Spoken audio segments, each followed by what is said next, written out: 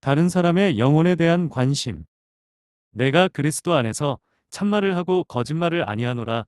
나에게 큰 근심이 있는 것과 마음에 그치지 않는 고통이 있는 것을 내 양심이 성령 안에서 나와 더불어 증언하노니, 나의 형제 곧 골육의 친척을 위하여 내 자신이 저주를 받아 그리스도에게서 끊어질지라도 원하는 바로라.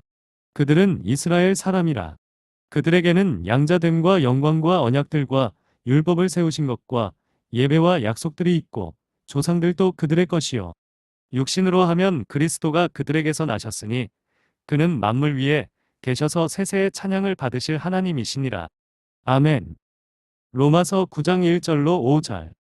바울은 얼마나 강렬한 사람이었을까요? 한번 확신을 가지면 그는 온 힘을 다해 옳다고 판단하는 방향으로 움직였습니다. 그는 하나님의 교회를 핍박할 때도 온 마음을 다했고, 후에 자신이 파괴하려 했던 교회를 세우기 위해 온 힘을 다해 노력할 때도 똑같이 온 마음을 다했습니다. 저는 우리 모두가 우리 주님을 섬기는 데 있어서 그와 같이 철저했으면 좋겠습니다. 안타까운 점은 그리스도인이라고 공언하는 많은 사람들이 심장이 없는 것처럼 보이고, 어떤 사람들은 경우에 따라 심장을 빌리지만 심장을 영원히 뛰게 하지 못하는 것 같네요. 오, 따뜻하고 엔진과 같은 심장을 위해 모든 심장이 헌신되고 영원히 힘차게 박동하기를 원합니다. 그토록 열렬한 박해자였던 다소의 사울에게 얼마나 큰 변화가 일어났습니까? 왜 바울은 그토록 열렬한 설교자가 될 수 있었습니까? 그의 회심은 기독교의 신성을 증명하는 증거 중 하나입니다. 바울을 사기꾼으로 폭로하려는 의도로 바울 이야기를 읽은 리틀턴 경은 바울의 이야기를 연구하면서 개종하게 되었습니다. 그의 친구 길버트 웨스트는 동시에 비슷한 생각으로 우리 주님의 부활을 연구하고 있었는데, 그는 행복하게도 같은 결과를 얻었습니다. 리틀턴 경과 길버트 웨스트는 성경이 하나님의 말씀이라는 동일한 확신을 가지고 연합하기 위해 만났습니다. 존슨 박사는 리틀턴의 성바울의 회심과 사도직에 관한 관찰이라는 논문에 대해, 이 논문은 불신앙이 결코 그럴듯한 대답으로 조작할 수 없는 논문이라고 말합니다. 유명한 바울의 회심을 잠시 생각해 봅시다. 교회가 그런 사람을 원했던 바로 그 시기에 뛰어난 교육과 고귀한 목적, 유대 및 그리스 문학에 대한 지식을 갖춘 사도를 세상으로부터 불러내어 그리스도를 위한 전투의 최전선에 배치했어야 했다는 것은 매우 적절한 기회였습니다. 참으로 그는 자신이 아무것도 아니라고 겸손하게 느꼈지만 사도들의 우두머리보다 조금도 뒤처지지 않았다고 말할 수 있습니다. 교회에서 참으로 현명한 건축가인 바울의 이름보다 더 영광스러운 우리 주님의 이름을 따라 더 영광스럽게 칭송할 수 있는 이름은 없습니다. 당신이 그의 본성을 기억할 때 당신은 그에게서 일어난 생각과 감정의 놀라운 변화에 놀랄 것입니다. 성도들에게 잔인하고 스데반을 대적하며 그를 돌로 치는 자들의 옷을 수집했던 사울은 아이를 돌보는 간호사처럼 마음이 부드러워졌습니다. 유대인 형제들이 바울을 몹시 박해하고 이 도시 저 도시로 그를 쫓아다녔음에도 불구하고 그가 쓴 글에는 원한의 흔적이 전혀 없고 온유함으로 가득 차 있습니다. 사자는 어린 양이 되었고 위협을 토하는 자는 기도를 토해냈습니다. 저기로 타오르는 듯 보이던 바울은 사랑의 불꽃이 되었습니다. 사랑하는 친구 여러분, 더 나아가기 전에 잠시 멈춰서 이 질문에 대답해 보십시오. 여러분에게도 이런 변화가 일어났습니까? 여러분은 바울처럼 눈에 띄게 신성 모독자나 박해자가 아니었을지 모르지만 그래도 회심했다면 여러분 안에 매우 놀라운 변화가 있었을 것입니다. 옛것은 지나가고 모든 것이 새로워졌을 것입니다. 여러분은 그것을 느끼고 있으며 여러분의 내면과 외면의 삶에서 변화를 인식하고 있나요? 그렇지 않다면 여러분은 거듭나야 합니다. 너희가 돌이켜 어린 아이들과 같이 되지 아니하면 결단코 하나님의 나라에 들어가지 못하느니라. 이 구절을 읽은 후 가장 먼저 드는 생각은 바울이 얼마나 부드럽고 사랑스러운 설교자였을까 하는 것입니다. 초대 교부 중 한 사람은 솔로몬의 영광스러운 성전 로마의 번영, 바울이 설교하는 모습을 보고 싶다고 말하곤 했습니다. 저는 이 세 가지 중 마지막이 가장 웅장한 광경이라고 생각합니다. 오, 그의 연설을 들었더라면 더 심오한 진지함으로 우리를 부끄럽게 만들었을지도 모릅니다.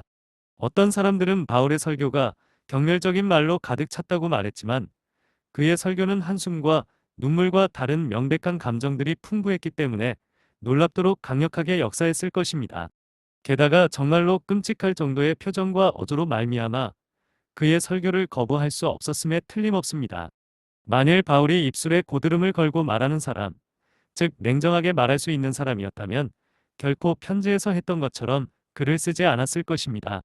바울은 불타는 용광로 같은 영혼에서 화산의 용암처럼 언어를 쏟아 부었기 때문에 그의 문장은 듣는 사람들의 마음에 불을 뿜었습니다. 형제 여러분, 여러분이 복음을 전하도록 부름을 받았다면 바울을 모델로 삼으십시오.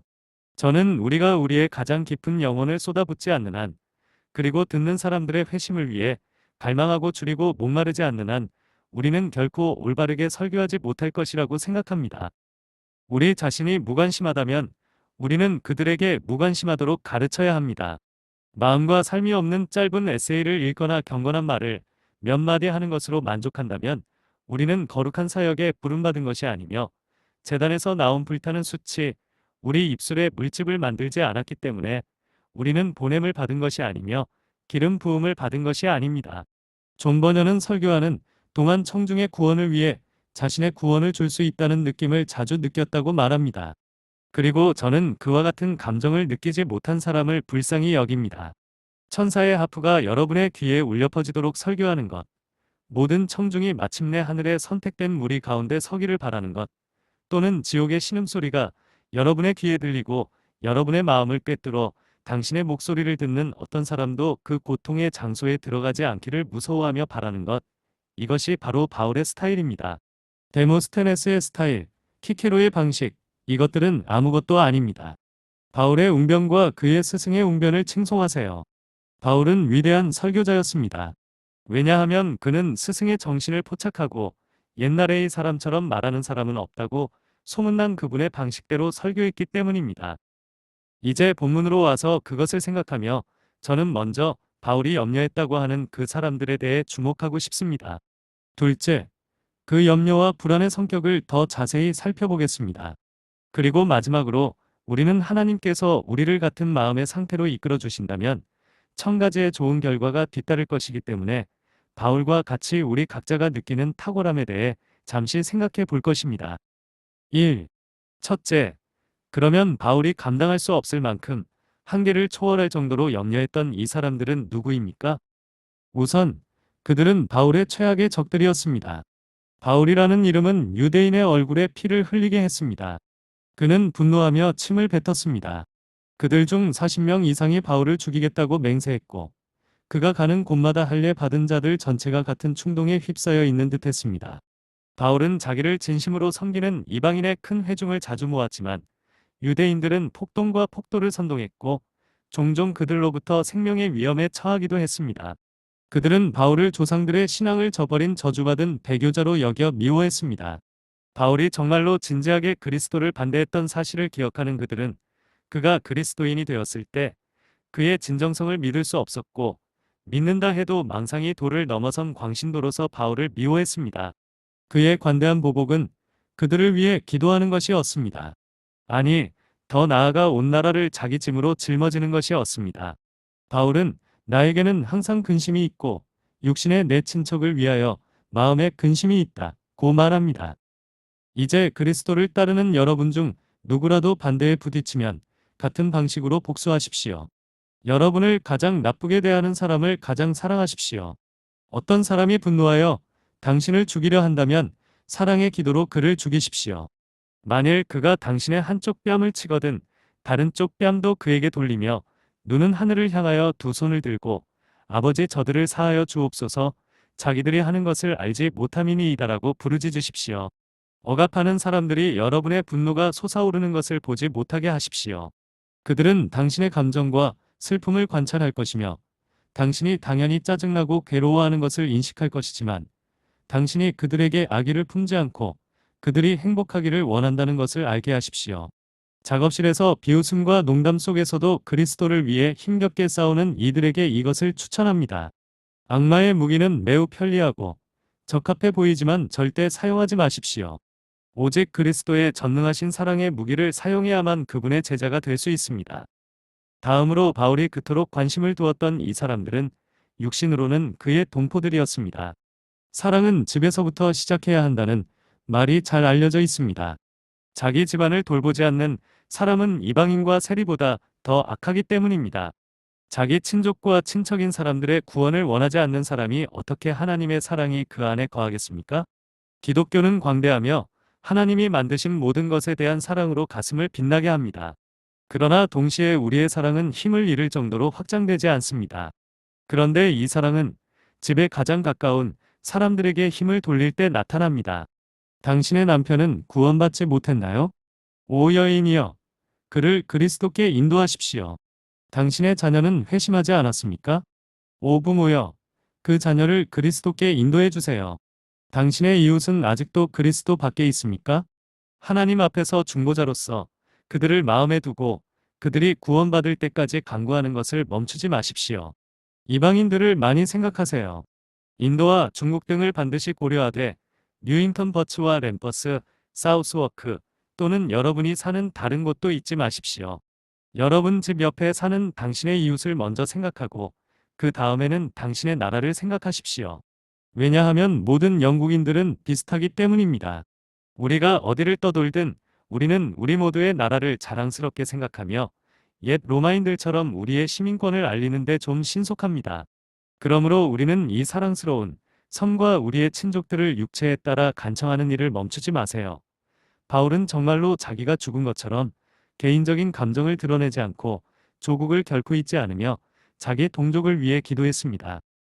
바울이 기도해 준 사람들은 큰 특권을 가진 사람들로 간주할 수 있는데 이는 매우 중요한 점입니다. 그들은 태어날 때부터 특권을 가졌습니다. 누가 이스라엘 사람입니까? 여러분 중 많은 사람들이 큰 특혜를 받았습니다. 여러분은 이스라엘 사람은 아니지만 경건한 부모의 자녀라는 점은 거의 같습니다.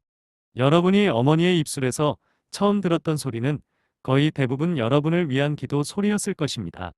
당신은 처음으로 기도의 집에 따라갔을 때를 기억할 것입니다. 그때 당신은 아무것도 이해하지 못했을 것입니다. 그러나 당신의 경건한 친구들은 당신이 어릴 때부터 주님의 집들에 앉아 있는 것이 행복했을 거라고 생각했습니다. 그런 의미에서 당신은 유대인과 같습니다. 당신은 거룩하고 은혜로운 영향력 가운데 태어나는 특권을 가지고 있습니다. 이는 멸시받을 수 없는 이점입니다. 어디서 태어났는지 거의 알지 못하는 저 불쌍한 시궁창 아이들은 가난에 빠져 악덕의 공기를 호흡하고 있습니다. 그들의 어린 귀는 처음부터 신성모독하는 소리에 익숙하여 지옥의 불경한 말이 그들 주위에 퍼져도 결코 얼얼하지 않을 것입니다.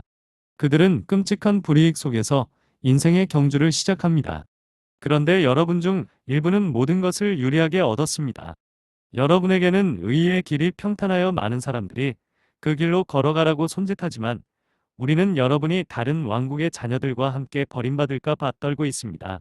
반면에 많은 사람들이 동쪽과 서쪽에서 와서 은혜의 잔치에 앉아 있습니다. 다른 사람들보다 우리가 기도해야 할 사람들이 있다면 그들은 빛 가운데 살지만 보지 못하는 회심하지 않은 사람들인 것 같습니다. 그들은 식탁 위에 천국의 빵을 가지고 있지만 먹지는 않습니다. 값없는 은혜와 죽기까지 한 사랑이 귀에 울려 퍼지지만 놀라운 은혜의 메시지를 거부하는 사람들입니다. 사랑하는 여러분, 그리스도인의 지붕 아래에서 태어났다는 특권을 누리는 이스라엘 사람들과 똑같은 처지에 있는 이들을 향한 깊은 간절함을 느끼지 않는다면 우리는 쉬지 말아야 합니다. 바울이 기도한 대상은 더 높은 특권을 가지고 있었습니다. 왜냐하면 양자들 자에게는 이라고 기록되어 있기 때문입니다. 외적인 입양이 있었습니다. 이스라엘은 나의 장자니라고 하나님은 말씀하셨습니다. 이스라엘은 국가적 이점을 누렸습니다.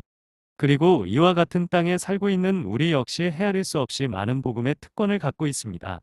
영국은 말하자면 천국이 가장 좋아하는 곳입니다. 하나님께서는 그 나라를 당신의 자녀로 삼으시고 특별한 자유와 개방된 성경과 자유로운 복음 선포와 그리고 그 가운데서 빛이 되는 하나님의 교회를 주신 것을 기뻐하셨습니다. 이스라엘에게도 영광이 속해 있었습니다. 즉, 하나님은 쉐키나의 밝은 빛 가운데 속죄소에서 자신을 나타내셨습니다. 그리고 바로 이 기도의 집에서 주님은 그분의 영광을 매우 놀랍게 나타내셨습니다. 이곳에서 얼마나 많은 수백 명의 사람들이 어둠에서 빛으로 바뀌었습니까? 때때로 하나님의 권능이 영광스럽게 드러났습니다. 지난 일요일 저녁이 그랬습니다. 우리는 그것을 느꼈고 분명하게 인식했으며 그때 하나님께서 영혼들을 위해 행하신 일을 선포하기 위해 앞으로 나올 많은 사람들을 찾고 있었습니다. 여러분이 이 영광을 보았다면, 영광스러운 복음을 들었다면, 은혜로운 성령의 역사를 어느 정도 느꼈다면, 구원을 향한 갈망과 소망이 있었다면, 그럴지라도 결국 여러분이 버림받게 된다면 얼마나 슬픈 일이겠습니까? 저는 여러분 중 많은 분들이 그렇게 될까 봐 두렵고, 그 생각을 하면 마음이 매우 무거워집니다. 그리고 유대인들은 주님께서 사람의 아들들에게 부여하신 모든 영적 은사를 처음으로 가지게 되었습니다. 그들은 그들 가운데 빛과 진리를 독점하고 있었습니다. 유대 민족은 유별나게 은총을 받았습니다. 그들은 하나님께서 예표와 제사장과 제사와 성전과 수천 가지 표징과 표적을 통해 자신의 아들을 그들에게 나타내시는 것을 보았습니다. 참으로 하나님의 왕국이 그들에게 매우 가까이 다가갔습니다. 그러나 유대인의 특권은 오늘날 복음을 듣는 남녀의 특권보다 크지 않았습니다. 왜냐하면 그리스도께서는 피 흘리는 숫송아지와 순양과 우슬초와 붉은 양털 가운데서 잘 나타나지 않으셨기 때문입니다. 복음을 통해 하나님은 휘장을 찢어버리시고 죽어가는 아들을 통해 우리에게 자신의 마음을 드러내셨습니다. 더 이상 신비한 상형 문자로 하나님의 마음을 설명할 필요가 없습니다. 하나님의 마음은 평범한 글자로 씌어 있으며 길을 가는 사람이 비록 어리석더라도 거기에서 실수할 이유가 없습니다. 당신은 그것을 듣기만 해도 평범한 이해력을 발휘하여 그 의미의 글자를 이해할 수 있으며 마음의 능력이 아무리 작더라도 기꺼이 마음이 있다면 구원의 진리를 받을 수 있는 충분한 지성이 있습니다. 진실로 여러분은 지금 유대 시대의 달빛 속에 살고 있지 않습니다. 이제 여러분은 정오에 빛나는 진리의 햇빛을 쬐고 있습니다. 선지자들을 통해 우리 조상들에게 말씀하신 하나님께서 이 마지막 날에 그분의 본체의 형상이요 영광의 광채이신 그분의 아들을 통해 우리에게 말씀하셨습니다. 너희는 삼가 말씀하시는 이를 거역하지 말라. 여러분이 그렇게 할까 두려워서 우리의 마음이 무겁고 여러분 중 몇몇에 대해 슬픔이 있습니다. 한밤에 유성처럼 왔다 갔다 하는 당신의 마음이 안타깝습니다. 여러분의 이러한 모습은 우리가 여러분을 깊이 염려할 정도로 위험한 사건 중 하나입니다. 오 하나님, 당신의 모든 종들, 즉 그토록 큰 특권을 받은 사람들이 영원히 멸망당한다는 것이 얼마나 무서운 일인지 느낄 수 있도록 도와주소서. 이 사람들이 큰 죄를 짓고 살아가는 것을 보았기 때문에 바울이 그들을 위해 엄청난 염려가 있었다고 말하지 않았다면 저는 이 주제를 끝내지 못했을 것입니다. 그들 중 일부는 극도로 도덕적이었고 대부분은 극도로 종교적이었습니다. 그럼에도 불구하고 그들은 심각한 죄 가운데 살고 있었습니다. 여러분, 가장 큰 죄가 무엇인지 아십니까? 하나님과 원수가 되는 것입니다. 가장 무서운 죄악은 그리스도를 거부하는 것입니다. 하나님은 인간을 대신하여 죽도록 독생자를 자기 품에서 내보내셨는데 인간이 그를 거부합니까? 아, 이것은 율법을 거부하는 것보다 더 나쁘고 복음을 거부하는 것보다 더 나쁜 것입니다. 왜냐하면 이것은 사랑의 하나님에 대한 직접적인 인격적 모욕이기 때문입니다. 하나님의 아들, 그의 외아들, 피 흘리며 죽어가는 아들을 거부하는 것입니다. 여기서 죄는 절정에 달하고 모든 악명을 뛰어넘습니다. 이 사람들은 그리스도를 거부하고 그들의 성고함을 세웠으며 회양과 박하와 근처에 11조를 바쳤으며 일주일에 3번 금식했는데 그 외에도 구주를 모욕하는 경쟁에서 어떤 사소한 일을 했는지 저는 알지 못합니다. 마찬가지로 이 시간에도 많은 사람들은 예수를 믿는 믿음보다 외적인 종교성을 더 중요하게 여깁니다. 그들은 이 교회나 다른 교회의 예식에 참석하면서 예수 그리스도 안에 있는 하나님의 의의를 거절합니다. 가장 큰 죄가 거기에 있습니다. 당신의 종교가 하나님의 종교이고 사랑하는 아들에 대한 믿음의 기초를 두지 않는 한 당신은 종교적으로나 비종교적으로 쉽게 길을 잃을 수 있습니다. 이것이 사도를 슬프게 하였으니 그들이 사랑했어야 할 그분에게 화를 내었고 믿었어야 할 그분에게 폭력을 행사하여 그리스도로부터 혐오스러운 종족이 되었기 때문입니다. 저는 바울이 그런 뜻으로 말한 것을 압니다. 왜냐하면 바울 자신이 그 자리에 서서 그들에게 가해진 혐오감을 스스로 감당할 수 있기를 바랐기 때문입니다. 그들은 그의 피를 우리와 우리 자손에게 돌릴지어다라고 말했고 바울은 그렇게 될 것임을 알았습니다. 바울은 예루살렘아 예루살렘아 암탉이 그 새끼를 날개 아래 모음같이 내가 내 자녀를 모으려 한 일이 몇 번이더냐? 그러나 너희가 원치 아니하였느니라. 라고 말씀하셨던 주님의 말씀을 기억했습니다. 보라 너희 집이 황폐하여 버린 바 되리라. 그는 예루살렘의 포위 공격, 모든 학살 중에서 가장 엄청난 학살, 지상에서 자행된 모든 유혈의 현장 가운데 가장 두려운 광경을 영으로 볼 수 있었습니다. 그의 마음은 그 속에서 가라앉았고 그의 영은 엄청난 심판에 대한 생각으로 떨고 있었습니다. 요즘 어떤 사람들은 죄의 형벌을 마치 사소한 일인 것처럼 묘사합니다. 저는 당신이 그들에게 신경 쓰지 않기를 간청합니다. 만일 내가 사랑하는 사람이 내 앞에 죽어가고 있다면 그 죽어가는 사람의 구원에 대해 내가 조금이라도 두려움을 갖고 있다면 저는 아마도 당신이 이 세상을 떠날 때 당신은 구원받지 못할 수도 있지만 좀 더 큰 희망을 가지세요라고 말하지 않을 것입니다. 또한 내가 즉시 회개하여 괴로움을 겪는 것을 원하지 않아. 왜냐하면 다음 세상에서 자비가 너에게 올 수도 있기 때문이야. 라고 말하지 않을 것입니다. 여러분, 저는 사랑하는 사람에게 독약을 투여하는 것보다 더 해로운 이런 말을 할 수 없습니다. 아니, 오히려 이렇게 말하고 싶습니다. 내 형제여, 내 자매여, 지금 아니면 영원히 너희는 주님과 함께하지 못할 거야. 주님을 만날 만한 때에 찾으라. 가까이 계실 때에 그를 부르라. 집주인이 일어나 문을 한번 닫은 후에 너희가 밖에 서서 문을 두드리며 이르기를 주여, 주여 우리에게 열어주소서라고 하면 그는 조금만 기다려라. 차차 열어놓겠다라고 말하지 않을 거야. 주님은 마지막으로 내가 진실로 너희에게 이르노니 나는 너희를 알지 못한다고 대답할 거야. 어떤 경우에든 회개하지 않고 죽는 사람들에게는 축복의 희망이 없습니다. 그들은 영원히 떠나야 합니다. 청중 여러분, 하나님의 영원한 진노의 위험을 감수하지 않기를 간청합니다.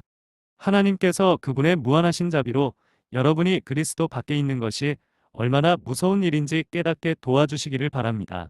왜냐하면 우리 하나님은 소멸하는 불이시기 때문입니다. 하나님을 잊어버린 너희여, 이제 이를 생각하라. 그렇지 아니하면 내가 너희를 찢으리니 건질 자 없으리라. 고 기록되어 있으니 하나님께서 그분의 무한한 자비로 여러분을 도와주셔서 그리스도에게서 떠난다는 것이 얼마나 끔찍한 일인지 느끼게 하시기를 바랍니다. 이제 이 모든 것을 생각한 사도는 그의 형제 곧 골육의 친족 때문에 마음에 큰 근심과 끊임없는 슬픔을 느꼈습니다. 그들이 멸망할 것이라고 생각했다면 그들이 죽었을 때 바울은 그들에 대해 무겁게 근심하지 않았을 것입니다. 남자와 여자가 결국 고양이와 개에 불과하고 불멸의 영혼이 없다면 저는 결코 그들에 대해 걱정하지 않을 것입니다. 그들이 죽을 수 있다면 죽게 놔두십시오. 그들이 불멸의 존재라는 것은 나에게는 아무것도 아닙니다. 그들이 불멸하고 구원받지 못하고 죽으면 하나님의 진노를 영원히 견뎌야 한다는 것을 알기 때문에 제 영혼은 아직 살아있는 모든 구원받지 못한 영혼에 대해 계속 마음이 무거워지는 것을 느끼고 그 어느 때보다 더 강렬하게 느낍니다. 하나님, 우리에게 이 무거운 마음을 더 많이 허락하소서.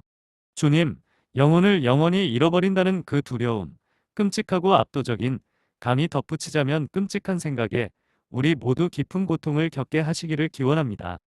2. 바울이 염려했던 사람들에 관해서는 충분히 이야기했습니다. 이제 두 번째로 이 불안에 대한 그의 설명이 매우 진실했다는 점을 주목해 보겠습니다. 거짓이 없었습니다. 자신을 어떤 감정 상태로 몰아넣는 것은 매우 쉬운 일입니다. 그러나 바울에게 그것은 지나가는 감정이 아니라 깊고 진실하며 지속적인 슬픔이었습니다. 그는 나는 그리스도 안에서 진실을 말하고 거짓말을 하지 않으며 내 양심도 성령 안에서 나를 증거합니다. 라고 말합니다. 그는 자신이 느끼는 감정을 멋지게 표현하지는 않았지만 죄 많은 영혼들에 대해 정말 가슴이 아팠습니다.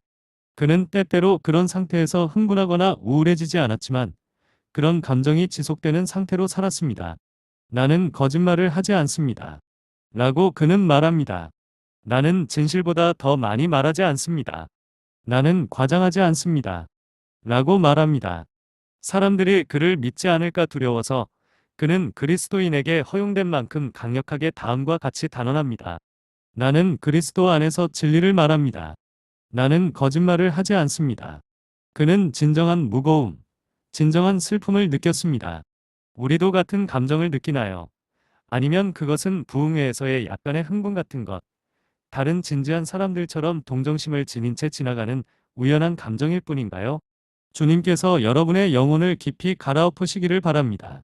그분이 당신에게 영혼을 추수하는 일꾼이 되라고 뜻하신다면 그분은 그렇게 하실 것입니다.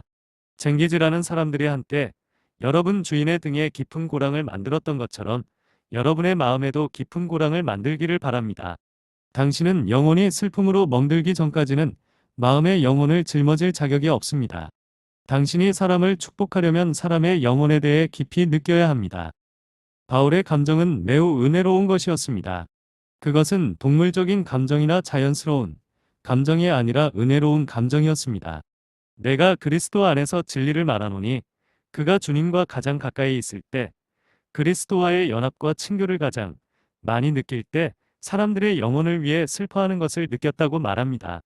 바울이 그리스도와 하나 되었기 때문에 그가 표현한 것은 그리스도 안의 진리였습니다. 그는 자신의 영혼이 그리스도와 연결되어 있었기 때문에 죄인들에 대한 사랑을 지니게 되었습니다. 그분은 순환의 날 겟세마네에서 큰 핏방울을 흘리셨을 때 주님께서는 정말로 엄청난 무거움을 가지고 계셨습니다. 사랑하는 여러분, 우리는 하나님의 영이 우리 안에 이런 감정을 주시기를 원합니다. 책을 읽음으로써 그것을 얻으려고 노력하거나 개인적으로 그것에 몰두하는 것은 아무 소용이 없습니다. 이 느낌은 하나님의 역사입니다. 영혼을 얻는 사람은 피조물입니다. 그리스도인이 창조되어야 하듯이 영혼을 얻는 사람도 그리스도인으로부터 만들어져야 합니다. 일꾼이 다른 사람의 행복을 돌보는 방법을 자연스럽게 알 수 있도록 신중한 준비와 영혼의 부드러움이 있어야 합니다. 바울은 영혼을 구원하는 일에 대한 훈련과 자격을 갖추고 있었습니다.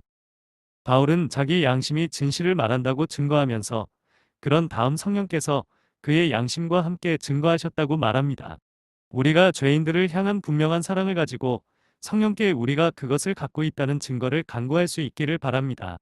형제 자매 여러분, 저는 회심을 위한 우리의 열심이 성령의 시험을 견디지 못할까 봐 가끔 두렵습니다. 아마도 우리는 우리 자신의 명예를 위해 교파를 늘리거나 교회를 확대하기를 원할 것입니다. 또는 선한 일을 했다는 공로를 인정받고 싶거나 자신이 다른 사람에게 힘과 영향력을 갖고 있다고 느끼기를 원합니다. 이러한 동기 중 어느 것도 용납될 수 없습니다. 영혼에 대한 우리의 관심은 성령에 의해 우리 안에서 이루어져야 합니다. 그것은 우리에게 저항할 수 없이 임하여 지배적인 열정이 되어야 합니다. 새들이 알을 품고 있을 때 가지는 감정, 즉 그리스인들이 말하는 스토리라는 자연스러운 감정을 가지고 그 알에 앉아야 하고 알에서 나올 새끼를 먹여야 하는 것처럼 하나님께서 영혼을 얻도록 여러분을 부르시면 성령께서 여러분 안에 일으키시는 영혼에 대한 자연스러운 사랑, 갈망이 생겨서 여러분의 존재 전체가 그 방향으로 달려가서 사람들의 구원을 추구하게 될 것입니다. 그런 다음 사도는 계속해서 그가 부담감뿐만 아니라 큰 부담감을 가지고 있다고 말합니다. 그렇다면 그는 불행한 사람이었는가? 결코 그런 것은 아닙니다. 사도는 다른 일에서 큰 기쁨을 느꼈지만 이 점에 있어서는 큰 부담을 느꼈습니다. 우리는 바울이 이스라엘이 구원받지 못했다고 해서 공개적으로 탄식하고 한숨을 쉬었다고 상상해서는 안 됩니다. 아니죠. 그는 주님 안에서 기뻐했고 다른 사람들에게도 기뻐하라고 했습니다. 하지만 여전히 벽장에는 해골이 남아 있었습니다. 그에게는 조용하고 가슴 아픈 슬픔이 깃들어 있었습니다. 한 사람 안에 많은 사람이 있고 각 사람은 매우 복잡한 정신적 기계의 일부입니다. 우리는 동시에 매우 심각하면서 고상한 상태에 있을 수 있습니다. 바울의 생각이 그의 형제들에게로 향할 때마다 큰 근심이 그에게 임했습니다. 그것은 그를 짓눌렀고 지속적인 은혜가 아니었다면 그는 그 아래 가라앉았을 것입니다. 오 하나님, 우리 나라가 멸망해야 합니까? 우리 백성이 죽게 될까요? 우리 동족이 혐오를 당하리이까? 그들이 복음을 헛되이 듣고 결국 멸망하게 될까요? 그는 마음이 매우 무거웠고 이런 생각이 한 번만 드는 것이 아니라 생각이 그런 식으로 들 때마다 항상 그렇게 느꼈다고 말합니다. 내 마음에는 계속 슬픔이 있습니다. 그것은 피상적인 갈망이 아니라 마음속에서 계속되는 슬픔이었으며 변덕스러운 감정이 아니었기 때문입니다. 동족들이 그리스도를 거부한다고 생각하면 바울은 항상 슬퍼했습니다. 그는 예루살렘의 파멸을 생각했고 형제들과 그들의 불신앙을 생각했으며 그들이 어떻게 그리스도의 원수가 되었는지를 생각하면서 슬픔이 그의 마음을 가득 채웠습니다. 저는 많은 신앙 고백자들에게도 이와 같은 슬픔이 가득하기를 바랍니다. 그러면 영혼을 위해 훨씬 더 거룩한 일을 할 수 있을 것이기 때문입니다. 바울이 사용하는 가장 강력한 표현은 세 번째 절에 포함된 표현입니다. 내 형제 곧 골육의 친척을 위하여 내 자신이 그리스도에게서 저주를 받을지라도 원하는 바로라. 여백에는 그리스도에게서 분리됨이라고 적혀 있습니다. 이제 이 본문은 해석자들을 너무 어리둥절하게 만들어서 그들은 그 명백한 의미를 없애기 위해 최선을 다해 그것을 죽이고 그 내장을 찢어냈습니다. 그들은 그가 한때 그리스도와 분리되기를 원했다는 등 온갖 종류의 해석을 고안해냈습니다. 이제 사도 바울이 그렇게 말했을 것이라고 생각하십니까? 내가 그리스도 안에서 참말을 말하노라. 나는 거짓말을 하지 않노라. 등의 산더미 같은 표현을 한 뒤에도 그가 한때 그리스도와 분리되기를 원했다는 이 사소하고 하찮은 의미를 드러낸다면 어떻게 될까요? 게다가 그리스어는 그렇게 터무니없는 표현을 하지 않습니다. 우리 번역본은 사도가 말한 의미를 가능한 한 온전히 전달했습니다. 본문을 분석하고 조각조각 뽑기를 좋아하는 신사들은 이렇게 말합니다. 그렇지만 그는 그리스도의 적이 되고 하나님의 적이 되어 멸망하기를 바란다면 예수님의 적이 되는 것을 바랄 수 없었을 거예요. 사랑하는 친구 여러분, 얼어붙은 손으로 열정적인 표현을 하면 마음에서 우러나오는 어떤 것도 결코 이해하지 못할 것입니다. 물론 사도는 자신이 그리스도의 원수가 되기를 바라는 생각은 전혀 하지 않았습니다.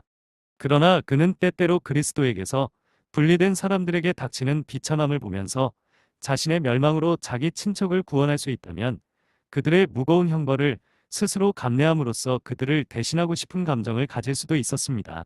그는 소원을 빌었다고 말하지는 않았지만 마음이 따뜻해지면 소원을 빌 수 있을 것 같았습니다.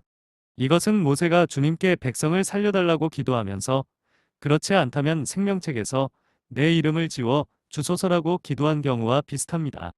그 사람이 그 일이 이루어지기를 바랐을 것 같나요? 아니요. 그 지워짐은 그에게 상상할 수 있는 가장 끔찍한 일이었을 것이기 때문에 그는 백성의 유익을 위해 그 정도까지 밀고 갔을 것입니다. 사도가 생각할 수 있었던 모든 것 중에서 마지막으로 생각할 수 있었던 것은 그리스도로부터 분리되는 것이었기 때문에 그는 사람들을 구할 수만 있다면 가장 끔찍하고도 상상할 수 없는 일을 감당할 수도 있었다고 말합니다.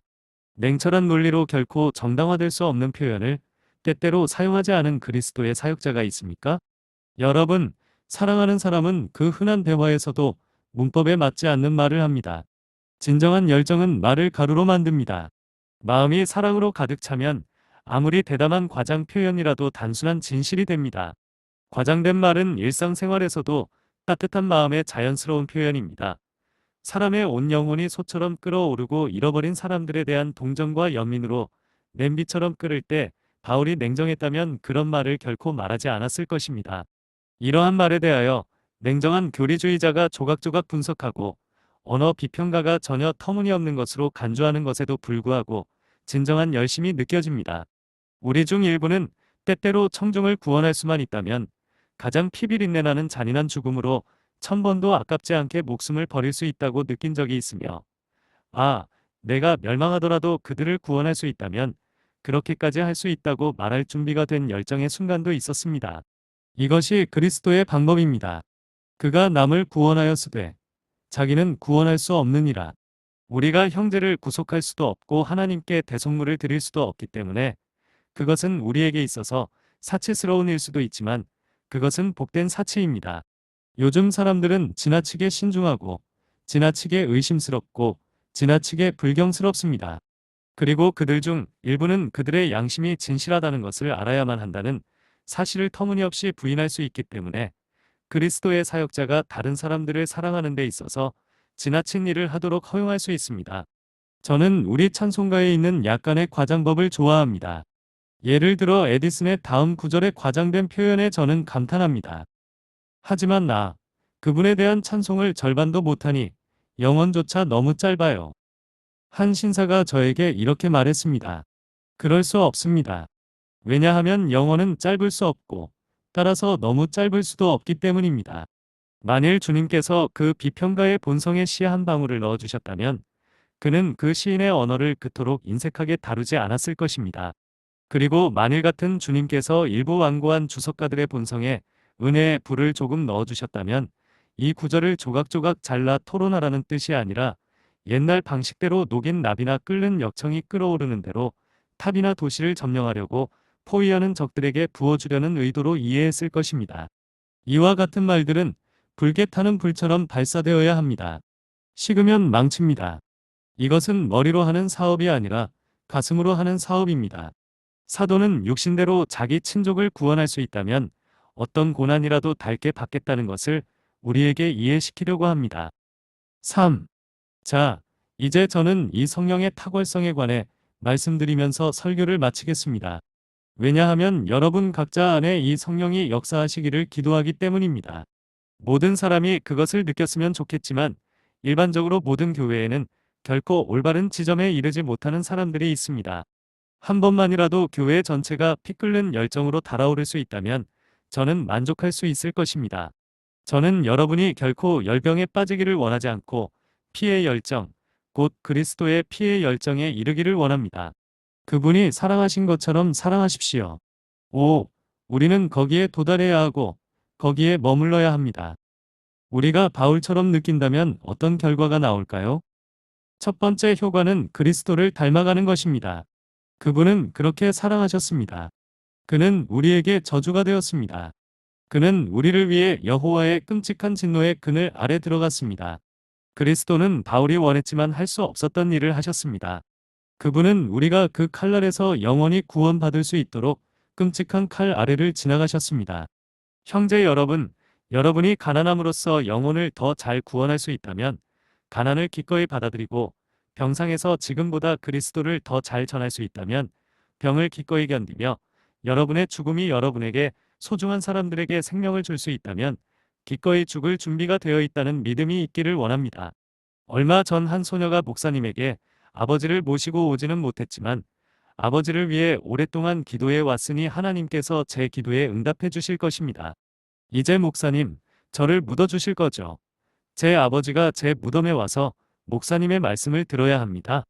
그에게 말씀해 주세요. 하나님께서 축복해 주실 거예요. 라고 말했습니다. 그리고 목사님은 그렇게 했고 그녀의 아버지는 회심했습니다. 자녀의 죽음이 아버지를 그리스도께로 인도했습니다. 5. 다른 사람들이 영원한 죽음에서 구원받을 수 있다면 기꺼이 죽을 수 있습니다. 하나님께서는 우리에게 그런 영을 주셨습니다. 우리가 어떻게 하면 그리스도를 닮을 수 있을까요? 우리에게 이 영이 있다면 우리는 이기심에서 벗어날 것입니다. 사람들은 우리가 신자들에게 자신들의 구원을 돌보며 구원을 받은 후에는 자기 만족에 빠져 살라고 가르친다고 합니다. 이보다 더 사실에 반하는 말이 있을까요? 우리는 사람들에게 죄에서 구원받기를 구하라고 촉구합니다. 어떻게 죄 가운데 거하는 것을 견딜 수 있을까요? 그런데 우리가 끊임없이 호소하는 구원받은 영혼의 첫 번째 본능은 다른 사람을 그리스도께로 인도하고자 하는 갈망입니다. 그러나 형제 여러분, 주님의 비유에 나오는 형님에게서 볼 수 있는 바리새적 이기심이 여러분의 영에 자라지 않도록 여전히 돼지에게 먹이를 주고 있는 탕자 동생을 위해 부담감을 느끼도록 간구하십시오. 동생이 아버지 집으로 돌아올 수 있도록 그를 위해 기도해 주세요. 동정심의 창을 열고 천국에서 오는 사랑의 공기가 당신을 통해 불어오게 하면 영혼이 달콤해질 것입니다. 이렇게 하면 다른 사람을 용서하는 대어려움을 겪지 않을 것입니다. 저는 바울이 유대인들이 자신에게 한 일을 용서했다고 생각하지 않습니다. 왜냐하면 그는 용서할 것이 있다고 생각하지 않았기 때문입니다. 바울은 그들을 너무나 사랑했기 때문에 분노나 원망 없이 그들의 악행을 받아들였습니다. 그는 그들을 사랑했기 때문에 그들에게 참았습니다. 여러분은 여러분을 비웃는 사람들을 참을 것이며 여러분 학급의 소년소녀들이 게으름을 피워도 그들을 사랑한다면 참을 것입니다. 온 영혼을 다해 인류를 사랑하면 인내와 관용과 용서를 행사하는 대어려움을 느끼지 않을 것입니다. 이 영은 또한 당신을 다른 많은 슬픔으로부터 지켜줄 것입니다.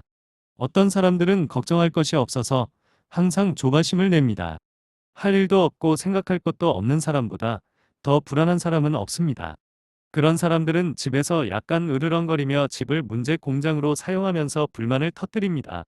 제가 아는 사람들 중에는 아침에 새처럼 즐거워야 할 사람들이 있는데 그들은 항상 아무 일도 하지 않고 걱정과 근심만 하고 있습니다. 한 가지 슬픔을 없애는 가장 좋은 방법은 다른 슬픔을 불러내는 것입니다. 존 포스터는 새로운 애정의 폭발적인 힘에 대해 썼는데 여러분도 그것을 경험해 보시길 바랍니다.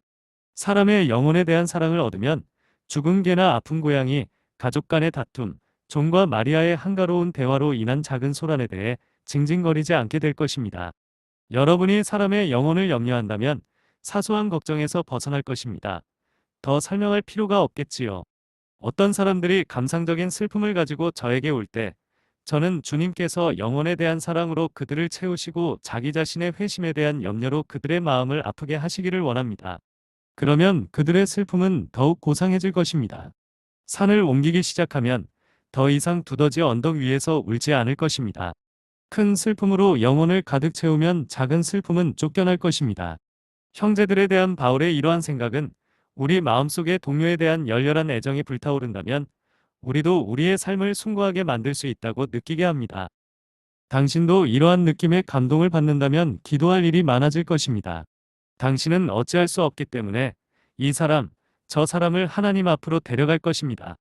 그것이 올바른 기도 스타일입니다. 정해진 시간에 기도하는 것이 규칙이기 때문에 기도하는 것이 아니라 자신에게 끔찍한 부담감이 있기 때문에 기도하고 반드시 기도하는 것입니다. 억지로 할 수는 없지만 하나님의 영이 당신을 그렇게 인도하면 사랑하는 사람들을 위해 밤낮으로 기도하게 될 것입니다. 길을 가면서 무언가가 그들을 위해 기도할 것을 제안할 것입니다.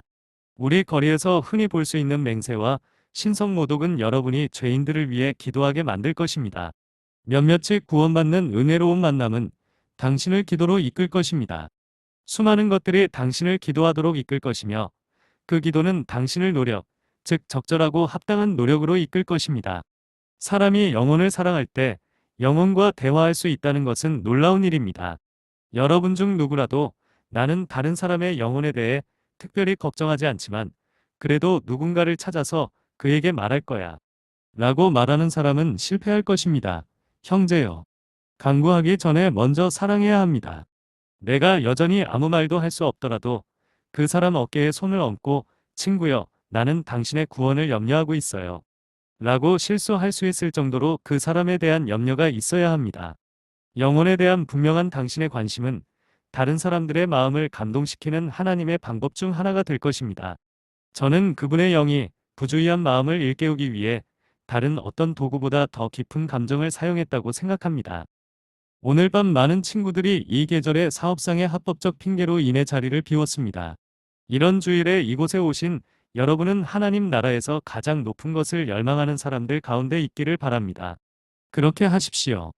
그것들은 모두 당신 앞에 있고 손이 닿는 곳에 있습니다. 그리고 여러분 중에는 다른 사람들에 대해 큰 민감성을 추구하는 사람들이 있습니다. 다른 사람들의 죄가 여러분을 슬프게 하세요. 그들의 영원한 운명을 자주 생각하세요. 이보다 더 좋은 자극은 없을 것입니다. 당신은 그들에게 느끼는 것과 비례하여 그들의 유익을 위해 수고할 것입니다. 저는 거듭나지 않은 사람들에게 거듭난 사람들이 그들을 부담스럽게 여기는 것보다 더 좋은 것을 요구할 수 없다고 생각합니다. 많은 문의자들의 방문을 기대합니다. 구하는 성도는 항상 구하는 죄인을 데려옵니다. 이스라엘 집이 나에게 이것을 구할 것이요. 죄인이 먼저 구하는 것 아닙니다.